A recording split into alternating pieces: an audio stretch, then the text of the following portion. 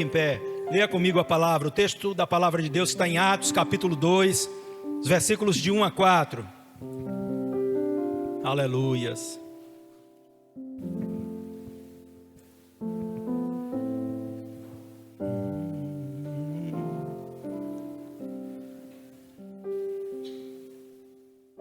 Atos capítulo de número 2, é bem facinho, né?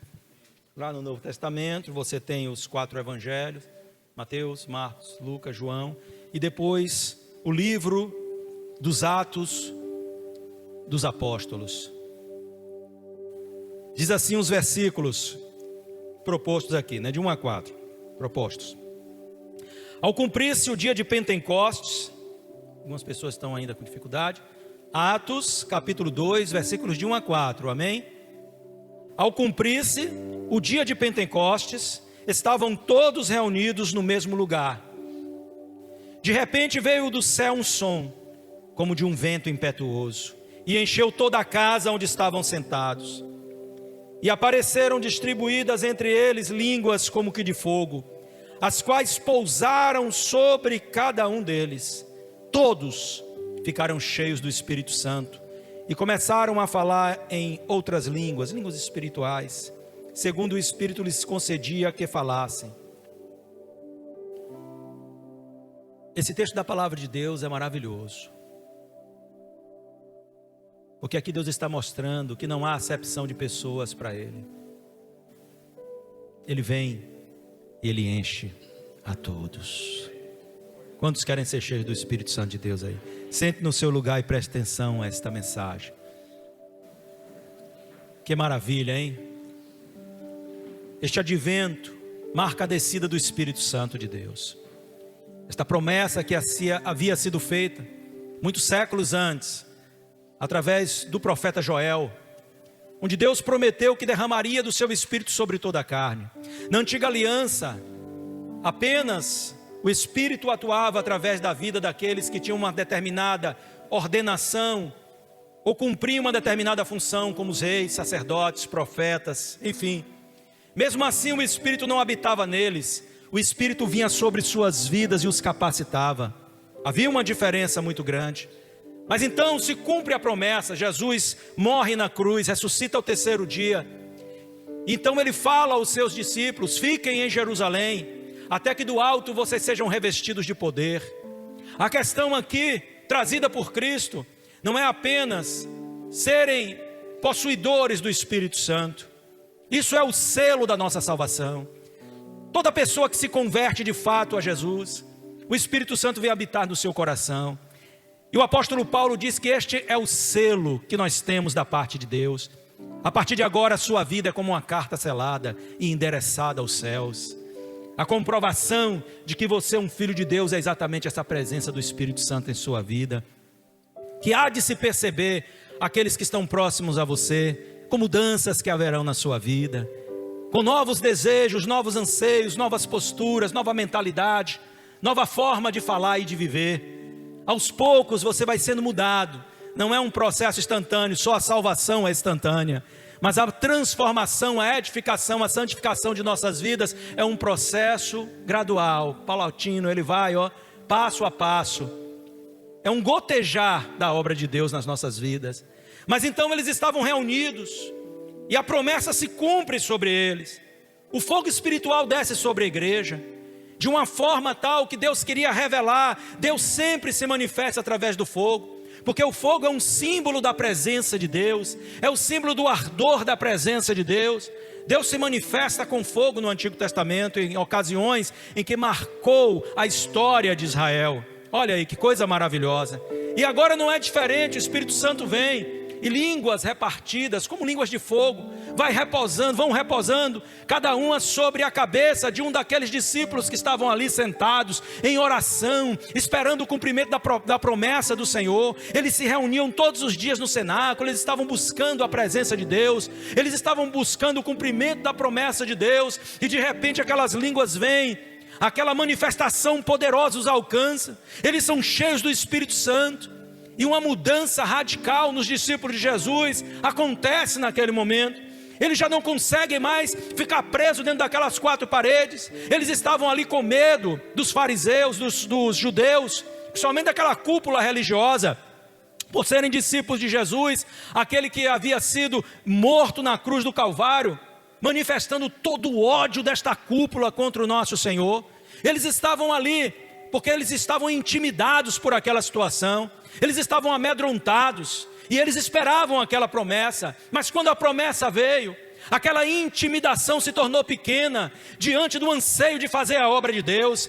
Aquele medo se tornou nada diante da coragem, o ímpeto de servir a Deus. Então eles se levantam daquele lugar. Eles já não podem mais estar contidos dentro de um cenáculo, dentro de um ambiente como esse. Já era pequeno demais para eles. E não que eles não voltassem ali para adorar, e não que eles não voltassem ali para congregar depois, mas eles não conseguiam mais estar detidos dentro daquelas 4 paredes. E a primeira atitude que eles tiveram foi ir para as ruas e pregar o evangelho e falar da grandeza de Deus. E ali uma manifestação poderosa do Espírito Santo acontece. Quando haviam ali naquela cidade, Jerusalém, né, era tempo de festa, uma semana festiva, e judeus de várias nacionalidades estavam ali, migraram para ali para a adoração anual. E quando eles estavam ali, aqueles homens, alguns deles, de muito pouca cultura, se levantam e começam a falar. E Pedro especialmente, né? Ele está ali, estão trazendo aquele discurso. E aqueles homens começaram a ouvir os discípulos falando, cada um em sua língua original. Eram judeus, mas eram de outras nacionalidades. Então eles começam a perguntar, o que acontece? Como que nós estamos ouvindo isto? Cada um está ouvindo na sua própria língua o que esses homens estão falando. E eles ficaram estupefatos com aquilo, mas acharam talvez que aquilo não, eles não estão falando, aquilo é uma embriaguez, quem sabe o que seja. E Pedro se levanta e diz, aqueles varões, aqueles homens, e a todos quanto ali estavam, que aquilo era o cumprimento da promessa de Deus, a descida do Espírito Santo. Aquele discurso foi tão poderoso, que 3.000 almas mais ou menos se converteram naquela hora. Olha só, a dinâmica da igreja se torna outra. Havia um fervor, um temor santo. Se você ler o livro de Atos, você vai ver tudo isso. Um compromisso firme com a obra de Deus, uma maior comunhão entre eles. Vidas eram salvas, integradas à comunidade cristã. Os dons se manifestavam. Mas nós não vamos entrar nisso aqui. O que eu quero chamar a sua atenção é o fato de Deus, Ele sempre começar tocando fogo no altar do nosso coração. Quem os tocou? Quem incendiou esses corações? Quem trouxe as chamas primeiras a este coração? Foi o Senhor, quando aquela promessa se cumpriu. Então eu creio que no dia que a gente aceita Jesus, o Senhor sempre traz, de uma certa forma, o fogo ao altar do nosso coração. Isso é uma realidade que nós vemos na palavra de Deus, né? E então ele tem a atitude primeira. Mas o que vem depois, irmãos? E eu quero chamar a sua atenção para isso e te chamar a um compromisso. Ao compromisso de manter a chama no teu coração acesa. Manter o fervor espiritual na tua vida. Porque se é verdade que Deus, Ele acende essa chama, também é verdade que o Senhor ordena que nós não deixemos que essa chama se apague em nosso coração. Desde os tempos da antiga aliança, havia uma ordem de Deus acerca daquele que era o altar do Senhor, não as vidas. Na antiga aliança havia um altar dedicado a Deus, antes no tabernáculo, depois levado ao templo. E havia uma ordem de Deus muito clara, lá em Levíticos capítulo 6, versículo de número 13, que dizia: o fogo queimará continuamente sobre o altar, não deve ser apagado. Essa era a ordem do Senhor. Não deixem o fogo do altar se apagar. Dia e noite, que este fogo arda. Dia e noite, que essas chamas, essas labaredas, elas sejam cada dia mais, intensas, vibrantes. E para que isso ocorresse, Havia uma ordem para que os sacerdotes tirassem toda a cinza do altar, continuamente, todos os dias. Tirem a cinza, renovem as lenhas. Tirem a cinza, renovem as lenhas. E o fogo estava ali, queimando, dia e noite, noite e dia. Dia e noite, noite e dia. Olha aí, esse era o altar do Senhor. Mas então nós chegamos na nova aliança, e não temos um altar aqui onde há lenha, e onde existe um fogo literal aqui, lenhas literais, né? Não existe mais isso, porque desde o início dessa nova dispensação, que é a era da graça, instituída por Jesus Cristo, o altar não é mais aquele altar dentro de um templo, mas é o coração de cada um de nós, que recebemos a Cristo como Senhor e Salvador, da sua igreja, da família espiritual. Cada um de vocês é o altar do Senhor. Cada coração é o altar do Senhor. E consequentemente, é aí que o fogo deve queimar.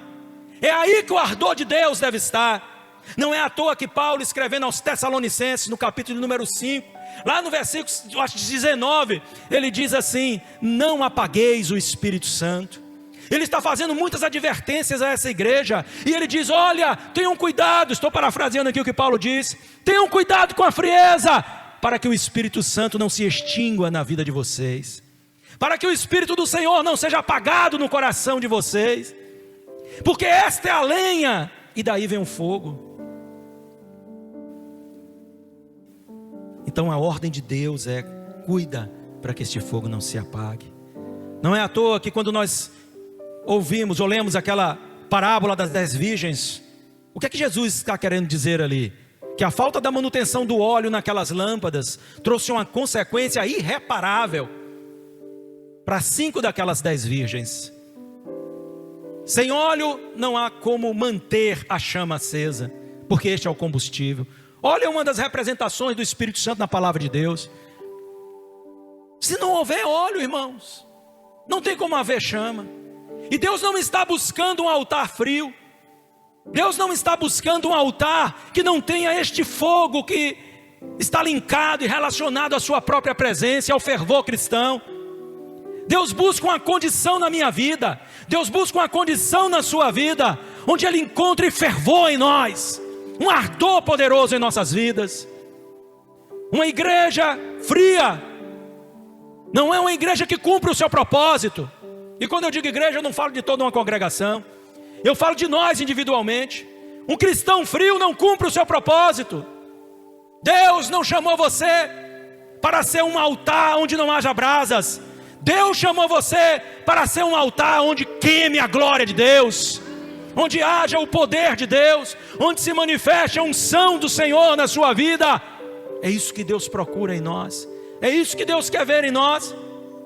Se não fosse assim, Ele não teria deixado na sua palavra essas advertências, para que a chama ardesse continuamente no altar, nas nossas vidas, nas nossas vidas. Agora, é um alerta muito sério, a gente precisa levar essas coisas a sério, não é? Porque Deus não está brincando com ninguém. Como eu falei aqui, olha a consequência em 5 daquelas 10 virgens, por não ter sido diligentes em cumprir aquilo que lhe fora mandado fazer. Elas estavam contextualizadas como igreja, porque são chamadas de virgens, mas elas não mantiveram o ardor em seus corações. Às vezes eu fico pensando, que tipo de noiva Jesus Cristo vem buscar? A igreja de Jesus também é chamada da noiva de Cristo, não é? É uma forma carinhosa de ser chamada, alegórica também. Mas será que você gostaria de desposar-se com uma noiva ou com um noivo que não tem nenhum desejo maior por você, que não anela a sua vinda? Imagine, os casamentos eram assim, não é? Às vezes se noivava, havia um compromisso formal, mas alguns deles moravam longe. Depois aquilo se realizava, a concretização daquele casamento 2 anos, 3 anos depois. Jesus fez isso com a sua igreja. Ele tem um compromisso, um relacionamento com a sua igreja. E Ele fez uma promessa: eu irei, mas voltarei para vos levar, para onde quer que eu esteja, vocês estejam comigo também. João 14, Ele não promete isso? Está lá. coisa maravilhosa. E nós anelamos a volta do Senhor. No final da Bíblia, como um selo de fechamento, está lá escrito: e o Espírito e a noiva quem é? A igreja, digam: vem.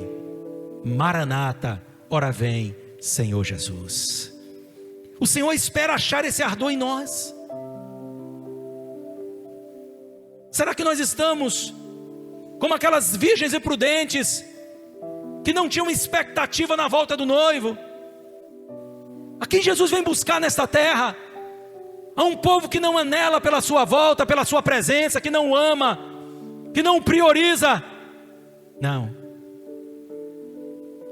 Vamos ter cuidado com isso. Mas talvez exista uma realidade que toque a sua vida. Eu não sinto esse fervor no meu coração, olha aí. Será que esse é o seu caso? Será que você perdeu este fervor? E se esse é o caso, o que nós podemos fazer? Dá só uma olhadinha de rabo de olho aí para teu irmão do lado. Olha se ele está com cara de quem está cheio de fogo no altar do coração, ou está com cara de que esse fogo está meio apagadinho aí, ó. Olha aí, olha para ele. Ô glória, eu acho que eu vou dizer. Só olha, irmão, não julga não. Deixa isso com o Senhor. Só olha se isso está com cara de tição aceso ou tição apagado, viu? Não tem mais fogo nesse altar. O Senhor quer renovar este fogo. Então é tempo de você pensar nisso. Eu te dar algumas dicas aqui, e daqui a pouco a gente já vai fazer a nossa ceia. Não vamos tomar mais do que o tempo aqui proposto, ok? Mas olha só, você sabe uma coisa que você precisa fazer para que sempre este fogo esteja no altar do seu coração? É compreender e viver o propósito de Deus para a sua vida. Deus lhe chamou e chamou a mim para que você e eu venhamos a dar fruto. Fruto, árvore frutífera. Declare nesta manhã: eu não sou uma árvore peca, eu sou uma árvore frutífera. Eu sou uma árvore frutífera. Tem uma música que alguém gravou aí que eu vou dizer, só a misericórdia de Deus. Eu tive vontade de orar por essa alma. Essa alma está atribulada. O sujeito grava uma canção que canta assim: a terra seca sou eu. Um dia eu estava lá na congregação, um pouco começou a cantar essa canção. Eu disse: está repreendido, eu vou cantar isso, rapaz. Eu não sou terra seca, eu sou terra irrigada pelo Espírito do Senhor. Louvado seja o nome de Jesus. Então são coisas que a gente precisa entender. Eu vou declarar sobre minha vida alguma coisa que eu não sou, alguma coisa que Deus não quer que eu seja, a não ser quando eu tenho que confessar um estado que eu estou vivendo, que Deus não queira que eu viva. Aí eu posso dizer a Deus: Deus, tu sabe minha condição, eu estou como terra seca, eu não quero que ninguém aqui seja uma terra seca. E se a tua terra está seca, o teu coração, a tua vida está seca, eu quero dizer para você que Jesus faz chover sobre a tua terra. Há um Espírito que molha, que irriga, que se derrama sobre você. Então você não precisa ser assim. Se você está assim, você não precisa ser assim. Deus não quer que você seja assim. O propósito de Deus é revelado lá em João 15, versículo 16, diz: não foram vocês que me escolheram, pelo contrário, eu vos escolhi, os designei, para que vão e dê fruto, e o fruto de vocês permaneçam, a fim de que tudo o que pedirem ao Pai em meu nome, Ele lhes conceda. É essa a vontade de Deus, é isso que Deus quer para nós. Uma vida frutífera no Senhor, de muito fruto, frutificando em todo o tempo, irmão, sendo bênção na vida de outras pessoas, influenciando outras vidas, derramando este óleo espiritual em outras vidas. O nosso grande conflito é porque nós queremos ser abençoados, não é? Mas abençoar outras vidas às vezes é um pouco complicado. A gente retém muito, guarda muito, mas é tempo de você aprender a se derramar, a frutificar, e que teu fruto alimente outras vidas, e que teu fruto seja bênção na vida de outras pessoas, porque esta é a vontade de Deus. Quer mais uma coisa? Faça do reino de Deus sua prioridade. O Senhor Jesus, ensinando os seus discípulos a orarem, em Mateus capítulo 6, versículos 9 e 10, o Senhor diz aos seus discípulos: portanto, vocês devem orar assim.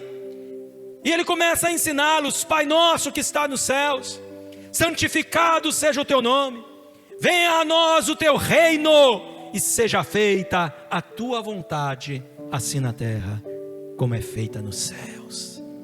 Olha que maravilha. Duas coisas ele nos ensina a pedir. Primeiro, que o reino de Deus venha. Venha. Que o reino de Deus venha sobre a minha vida e sobre a tua vida. Que o reino de Deus venha em forma de poder, venha em forma de unção, venha em forma de graça, venha em forma de compaixão, venha em forma de trazer à nossa vida um novo momento de santificação. Que o reino de Deus nos mova, irmãos, e que seja feita a vontade de Deus e não a nossa. Ainda no seu sermão, ele diz: mas busquem em primeiro lugar o reino de Deus e sua justiça, e todas estas coisas lhe serão acrescentadas. Busque em primeiro lugar. E eu te pergunto: o reino de Deus é tua prioridade? O reino de Deus é sua prioridade? É a prioridade da sua vida? É a prioridade para a sua família? Será que o reino de Deus tem sido isso para você? Ou será que o reino de Deus tem vindo lá em um lugar, em uma posição bem mais rebaixada das suas prioridades? Quando você pensa nas suas prioridades para este ano, será que o reino de Deus está aí no topo da lista? Ou você está dizendo: este ano eu quero fazer isso, aquilo outro e mais alguma coisa? E alguém diz: lembra que você é crente? Ele diz: até eu não posso esquecer disso. Misericórdia, olha aí, ó. Nós precisamos de determinação para priorizar o reino de Deus em nossa vida. Se as demais coisas são a minha prioridade, elas consequentemente me determinarão. Porque aquilo que é a minha prioridade me determina, irmão. Me determina. E não é diferente. Se a tua prioridade é o teu trabalho, ele vai determinar a tua vida. Se a tua prioridade, sei lá, é alguma coisa que você faça aí, ela vai determinar a tua vida. Não importa. E você nunca vai cumprir o mandamento do Senhor. Nunca. E a consequência é que você não vai viver o melhor de Deus para a sua vida, porque não haverá fogo suficientemente num altar, enquanto não houver priorização do reino do Senhor. E esse é um problema muito sério. Você sabe por quê? Porque é um problema não de poucos, mas de muitos. De muitos. E Deus nos chama a atenção para isso. Quem sabe? Por que Deus está falando assim para você, né? Para mim, para você. É tempo de Deus começar coisas novas em nossas vidas.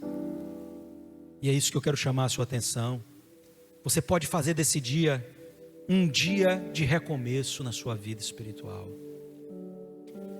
Um dia estavam lá Pedro, Tiago, João, André, numa pescaria frustrada, numa pescaria que não deu fruto algum.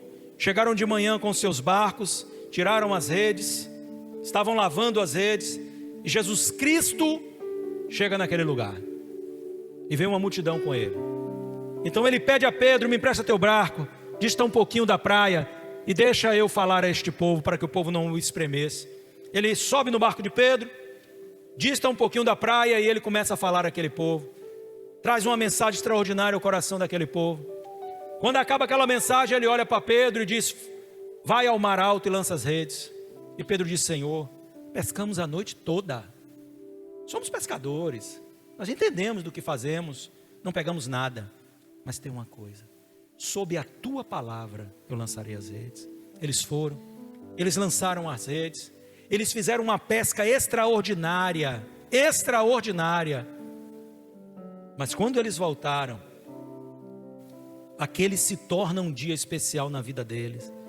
Não por causa das dezenas, quem sabe centenas de peixes que pegaram, mas porque Jesus Cristo disse a eles: venham, sigam-me, e daqui para frente eu vou fazer de vocês pescadores de homens. A vida destes homens, elas foram mudadas completamente.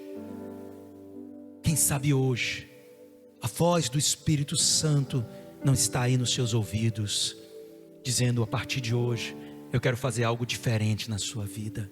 A partir de hoje, eu quero mudar a sua postura.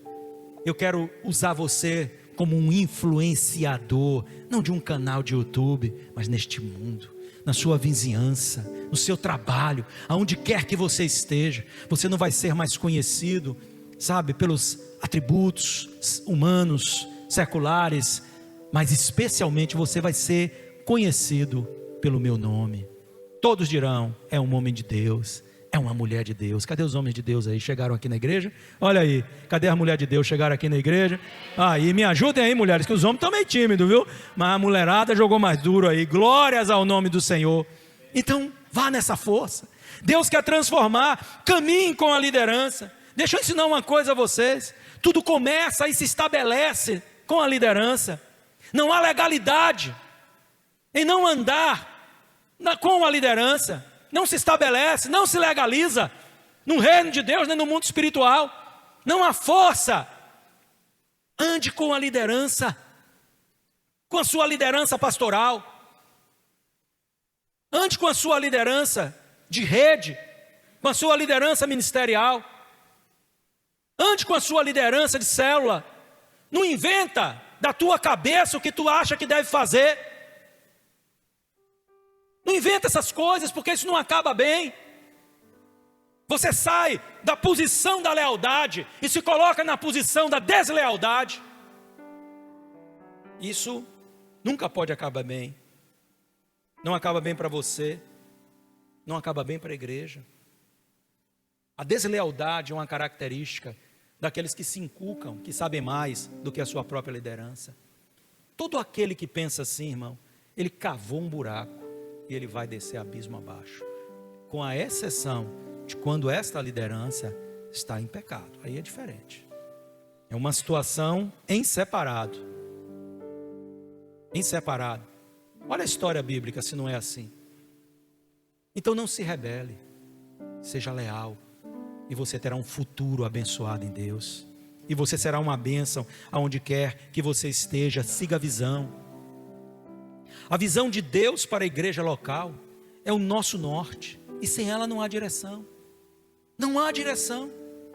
Nós temos uma visão aqui. Qual é? É transicionar a igreja para que cada casa se torne uma igreja e cada membro um sacerdote de Deus. Não é isso que a palavra do Senhor Deus diz? Que nós somos sacerdotes de Deus? Olha lá, primeira epístola de Pedro, no capítulo 2, versículo de número 9, se não é assim. Nós somos. Então, precisamos arrancar aquela visão de que aqui existe um sacerdote, pastor, ou os pastores são sacerdotes, e o resto, não. Exerça o seu sacerdócio. Exerça o seu sacerdócio.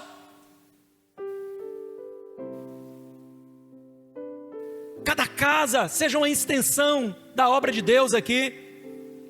Cada um de vocês seja um intercessor e um sacerdote de Deus. E nós vamos saquear o inferno e povoar o reino do Senhor. E por fim, ore, se consagre, leia a palavra e seja cheio, cheio, cheio, cheio do Espírito Santo do Senhor. Vamos nos colocar.